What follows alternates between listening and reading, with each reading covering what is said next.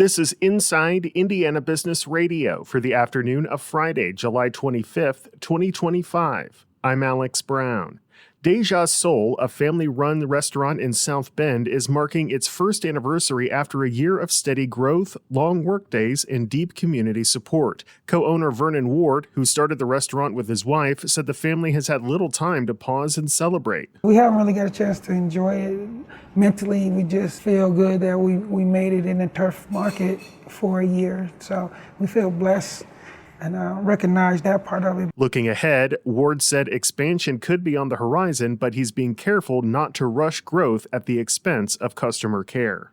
St. Catherine Hospital in East Chicago opened the first phase of its expanded emergency department to patients this week. That phase features a fast-track area designed to streamline care for patients with less severe injuries or illnesses. The full expansion will add 2,000 square feet, including additional exam rooms, set for completion this fall. Fort Wayne-based window and roofing services provider Centurion Exteriors is under new ownership. The company has been acquired by Illinois-based exterior services company Stronghouse, though financial terms were not disclosed. Centurion will continue to operate as a Stronghouse portfolio company. From the number one source for Indiana business news, this is Inside Indiana Business Radio.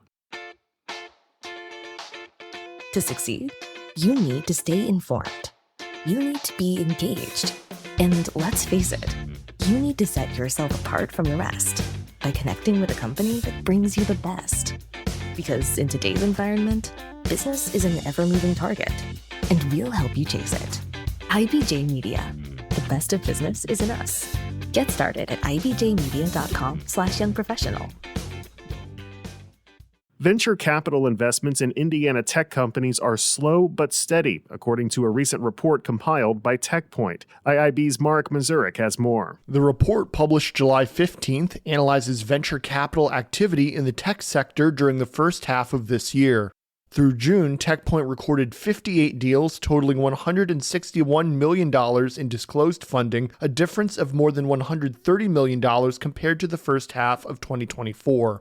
Chelsea Linder, Vice President of Innovation and Entrepreneurship at TechPoint, said the state's slowdown largely mirrors national trends, which are being affected by uncertainty in financial markets and a slower march toward liquidity. Nationally, $23 billion was raised through May, according to PitchBook, far less than the forecasted $90 billion. Across the country, the average time between fundraising rounds is reaching close to 3 years. Broadly, some of the slowdown can be explained by rapid policy changes unsettling the financial markets. In addition to fewer deals and dollars raised, TechPoint found no high-level merger and acquisition deals in the first half of this year and only one initial public offering. However, Linder says there's reason for optimism. National trends indicate growth in IPOs and mergers, which she thinks will make its way to Indiana. You can connect to the full report on InsideIndianaBusiness.com.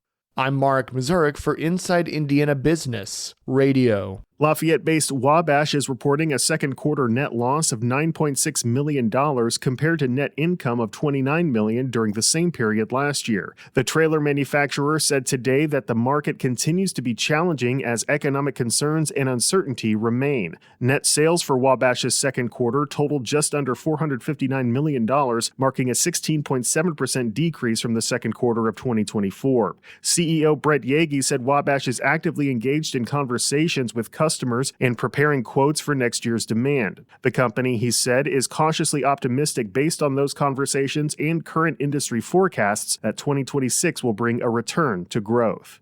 In an effort to address a growing need for early childhood education in Du Bois County, Ivy Tech Community College Evansville is launching a new apprenticeship program in Jasper. The Early Childhood Educator Apprenticeship Program is designed to provide individuals with an accelerated pathway to a career in education through a series of credentials and certifications. Program Chair Andrea Boberg. Industry partners, different areas of workforce development have identified a need for more quality childcare offerings in Du Bois County. There's not enough to go around. In addition to 8 weeks of classroom work, participants will be required to complete 2,000 hours of working in the field. Community Health Network CEO Brian Mills is this week's guest on the Business and Beyond podcast with Gary Dick, presented by PNC, a weekly conversation with high-profile Hoosiers in business, sports and entertainment, and beyond. Available now on the IBJ Media app or your favorite podcast provider.